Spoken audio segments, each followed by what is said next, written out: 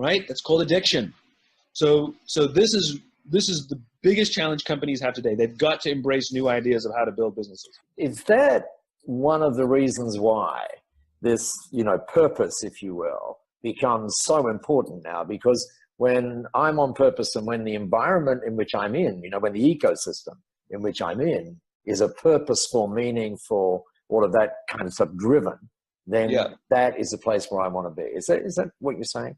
The answer is a loose yes, but kids these days want to work for a company with purpose. So companies say we're trying to make the world a better place. Like, I've never heard a senior executive ever in my life say that people aren't important, and yet how come they prioritize numbers over people? Yeah.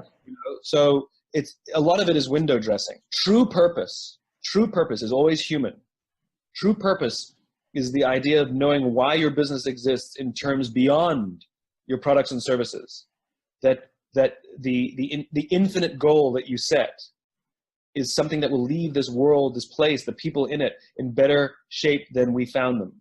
And even though companies can sell the same product at similar prices, the ones that have a sense of higher cause or belief are the ones that will attract people with shared common values and shared beliefs. And that's, at the end of the day, the company is the modern tribe. Why should I join your tribe?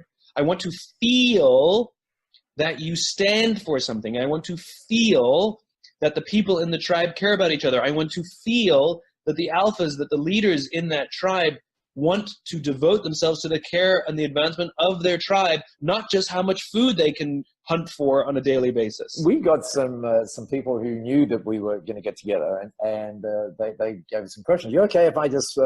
Absolutely. So this is from Leanne, and she says, what are your top 3 tips for conveying your why to new team members? That you're going to have some fun with that one. Well, first you have to know what it is. So we keep hearing about the importance of stories, right? What's your story? How to tell your story. There's an entire industry of storytelling now. There is, yeah.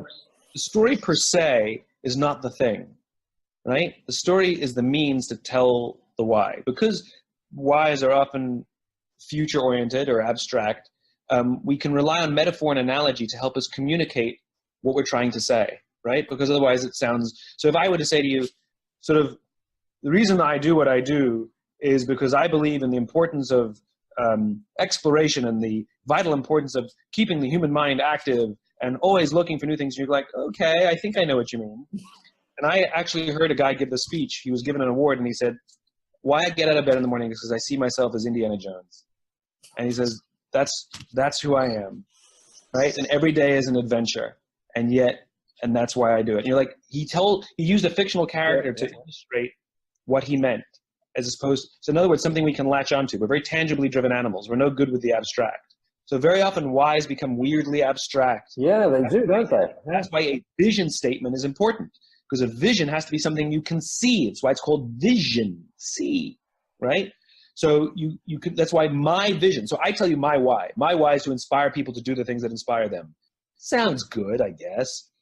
But my vision, in other words, based on my why, I can imagine what the world would look like if everything goes perfectly, right? And my vision rather, is to inspire people, my vision is to create a world in which the vast majority of people wake up every single morning inspired to go to work, feel safe when they're there, and return home at the end of the day fulfilled by the work that they do. That's the world I want to build, right? Now it's based on my why, but my why is too abstract, too ethereal. But when I say that, people go, oh, I'd like to live in that world too. How can I help you build that, right?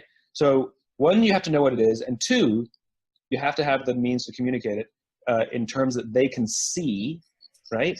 And the third one is you repeat it over and over and over and over and over. You hang pictures of it on the wall. You put pictures of Indiana Jones on the wall. You put words on the wall. On my mirror, it says, today you will inspire someone. That's what it says on my bathroom mirror, right? In my handwriting.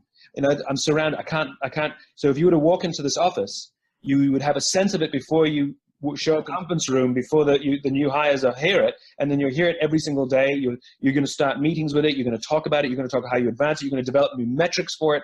So repetition matters a lot.